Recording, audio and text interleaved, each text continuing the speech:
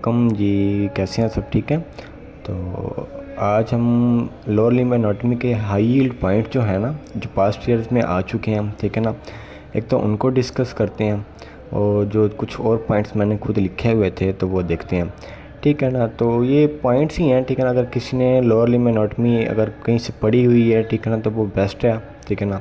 अगर किसी ने नहीं पढ़ी हुई तो ये पॉइंट्स कर लें और साथ जो एमसीक्यूज़ वाली बुक आप कर रहे हैं प्रैक्टिस वाली, ठीक है ना, तो वो कर लीजिएगा इंशाल्लाह तो लोअर लिम्ब एनाटॉमी कवर हो जाएगी। तो कुछ मैंने पॉइंट्स लिखे हैं, जैसे कि पहला पॉइंट है एंटीरियर हिप डिसलोकेशन। जब भी एंटीरियर हिप डिसलोकेट होगी तो कौन सी हमारी नर्व इंजर हो जाएगी? फीमोरल नर्व इंजर्ड हो जाएगी। इसी तरीके से अगर पोस्टीरियर हिप डिसलोकेशन हो जाएगी, ठीक है, तो हमारी सियाटिक नर्व इंजर्ड हो जाएगी, ठीक है। उसके बाद जो हमारी नी है ना, उसको नर्व सप्लाई कौन सी कर रही है? Femoral and popliteal nerve. ये चीज़ें याद करने वाली हैं, तो इनको पॉइंट्स को आपको याद करना पड़ेगा, बार बार प्रैक्टिस करनी पड़ेगी, ठीक है ना। उसके बाद अगला पॉइंट है during IM injection in gluteus Maximus injection is given in the outer lateral quadrant to avoid damaging sciatic nerve, ठीक है ना। जब भी हम IM इंजेक्शन लगाते हैं ग्लूटियस में, तो हम हमारी, ठीक है ना, तो हम कहाँ लगाते हैं injection? Outer lateral quadrant to avoid damaging sciatic nerve को डैमेज होने से बचाने के लिए, ठीक है ना। अब जब भी हेड ऑफ फीमर फ्रैक्चर होता है ना, कौन सी नर्व चली जाती है? सियाटिक नर्व डैमेज हो जाती है, ठीक हो गया। अब अगला पॉइंट है which muscles stabilise pelvis on taking off steps from ground, ठीक है ना। कौन से मसल्स हैं जब भी हम हमारे स्टेप्स टेक ऑफ करते हैं फ्रॉम द ग्राउंड, तो वो हमारे मसल्स हमारे पेल्विस को स्टेबलाइज करते हैं। तो दो मसल हैं, gluteus minimus and gluteus medius, ठीक हो गया। अब अगली है lesion of superior gluteal nerve, ठीक है ना। तो सुपीरियर ग्लूटियल नर्व की लीजन कब होती है? तो आगे है अगर IM injection at wrong place of gluteal region. अब ग्लूटियल रीजन में अगर IM इंजेक्शन रॉन्ग प्लेस में लगा दें तो हमारी सुपीरियर ग्लूटियल नर्व डैमेज हो जाएगी, लीजन हो जाएगी। तो उससे मिलेगा क्या? उससे मिलेगा ये कि tilting of pelvis on taking off steps from ground, ठीक है ना। तो जैसे ही हम स्टेप्स टेक ऑफ करेंगे फ्रॉम ग्राउंड से, तो हमारे पेल्विस टिल्ट कर जाएगी। इनको हम ट्रेंडलन बर्ड साइन भी बोलते हैं, वेडलिंग गेट भी बोलते हैं, लर्चिंग गेट भी बोलते हैं, डकलिंग गेट भी बोलते हैं और सीजरिंग गेट भी बोलते हैं, ठीक है ना। ये देख लीजिएगा। अगली है पोर्स डिजीज़ और सॉस एब्सेस और TB स्पाइन, ठीक है ना। ये क्या है? Type of TB that affect spine, ठीक है ना। जिस पेशेंट को TB होती है, अगर वो स्पाइन की तरफ मेटास्टेज कर जाए तो उसको सॉस एब्सेस या पोर्स डिजीज़ बोलते हैं। होता क्या है? क्लिनिकल फीचर्स क्या आएंगे? Swelling in anterior aspect of upper thigh, anterior aspect of upper thigh में स्वेलिंग होगी, ठीक है ना। लोअर बैक एक होगा, वेट लॉस होगा, लो ग्रेड फीवर होगा, night sweats and bending of trunk at hip, ठीक है ना। Low grade fever, weight loss, night sweats, ठीक है ना। ये तो वैसे भी TB के सिम्टम्स हैं। साथ में जब हमारे स्पाइन के फीचर्स आ जाएंगे, ठीक है ना, ये लोअर बैक एक आ जाएगा, bending of trunk at hip वगैरह, ठीक है ना।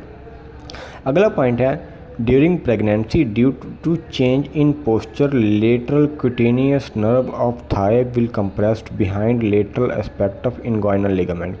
होता क्या है? होता ये है कि ड्यूरिंग प्रेगनेंसी के दौरान अक्सर, ठीक है ना, मदर्स वो अपनी पोस्चर चेंज कर लेती हैं, तो अक्सर को ना कंप्लेन होती है numbness and lateral aspect of thigh, ठीक है। Numbness on lateral aspect of thigh होती क्यों है? होती इस वजह से कि जो लेटरल क्यूटेनियस नर्व है थाई की, वो कंप्रेस्ड हो जाती है, ठीक हो गया। अगला पॉइंट है हमारा फीमोरल ट्राइंगल, ठीक है ना। हमारी लोअर लिम्ब में एक ट्राइंगल है जिसको हम फीमोरल ट्राइंगल बोलते हैं। वो तीन हमारे कंपोनेंट्स मिलके इसको बनाते हैं inguinal ligament, adductor longus and sartorius muscle. ये दो मसल हैं और एक लिगामेंट है, ये तीनों मिलके एक हमारी फीमोरल ट्राइंगल बनाते हैं।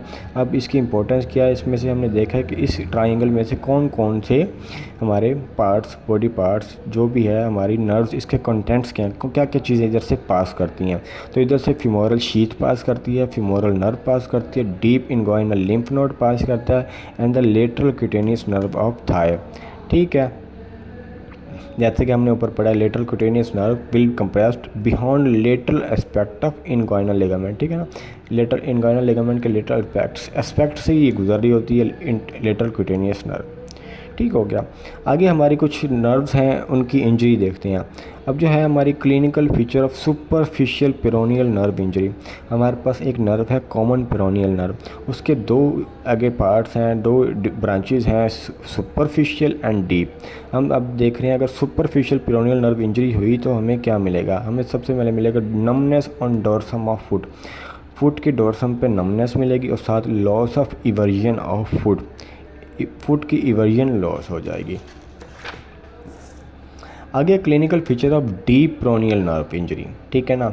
अब है numbness between first and second toe, ठीक है ना, loss of eversion of foot, loss of dorsiflexion of foot और फुट ड्रॉप, ये बहुत इंपॉर्टेंट है फुट ड्रॉप। जैसे कि हमने अपर लिम्ब में रिस्ट ड्रॉप पढ़ा था, कौन सी नर्व थी, हमारी रेडियल नर्व।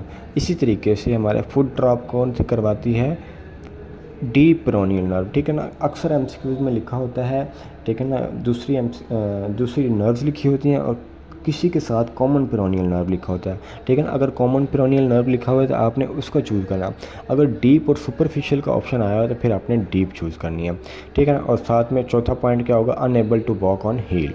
अच्छा, clinical feature of tibial nerve injury, अगर हमारे तिबियल नर्व इंजर हो गई तो क्या करी जाएगी, weak plantar flexion of foot and the difficulty in walking on toes, ये दो आएंगे। अच्छा, अगली चीज़ है हमारे परफोरेटर्स, ठीक है ना। हमारे लोअर लिम्ब में कुछ परफोरेटर्स होते हैं, इनका फंक्शन क्या है, they connect superficial when with deep vein, ठीक है ना। ये टोटल 6 होते हैं, 5 मीडियल साइड पे, एक लेटरल साइड पे। जो 5 मीडियल साइड पे होते हैं ना, उसमें से 3 होते हैं अबव एंकल, एक होता है बिलो नी, एक होता है अबव नी, ठीक है। जो एक लेटरल साइड पे है ना, वो एक ही होता है, ठीक है ना। उसका क्या काम है, वो इसमें एक वाल्व होता है which allow unidirectional flow from superficial to deep vein, ठीक हो गया। उसके बाद ग्रेट सेफिनस वेन, ये वेन बहुत इंपॉर्टेंट है, इसके बारे में भी क्वेश्चन आते रहते हैं, ठीक है ना। तो इसको सारा पढ़ते हैं।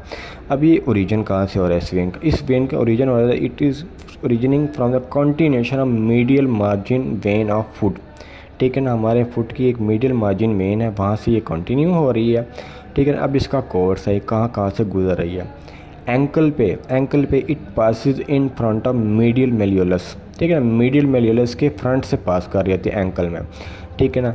लेग में क्या है, ascends along medial aspect of Shin, जो हमारे शिन है उसके मीडियली असेंड करती है। नी पे जाके behind medial condyle of femur and tibia और फीमर के मीडियल कॉन्डाइल के बिहाइंड ये पास कर रहे थे। और थाई में मीडियल एस्पेक्ट ऑफ थाई, मतलब ये हमारी नीचे से स्टार्ट हो रही है और ऊपर जा रही है, ठीक है ना। एंकल थे हमारे मीडियल मेलियोलस से गुजरी, फिर मीडियल एस्पेक्ट ऑफ शिन से गुजरी, फिर बिहाइंड मीडियल कॉन्डाइल से गुजरी और फिर मीडियल एस्पेक्ट ऑफ थाई से। टर्मिनेट कहाँ आ रही होती है, टर्मिनेट ये हो रही है, एक हमारा जंक्शन होता है SFJ, सफिनोफेमरल जंक्शन, वहाँ पे जाके ये टर्मिनेट हो जाती है, ठीक है। आगे है great saphenous vein is the medial most structure of femoral triangle, जो हमने पीछे ट्राइंगल पढ़ा है ना, उसके मीडियल मोस्ट स्ट्रक्चर जो है ना वो ग्रेट सेफिनस वेन है। आगे है anterior tibial artery supplies our anterior compartment of lung leg and the posterior tibial artery supplies our posterior and lateral compartment of leg, ठीक है। तो ये कुछ पॉइंट्स थे जो मैंने खुद भी पढ़े थे, ठीक है ना। और बाकी मैंने कुछ चीज़ें पढ़ी थी, तो ये पॉइंट्स मुझे इंपॉर्टेंट लगे हैं तो मैंने यही नोट किए हैं।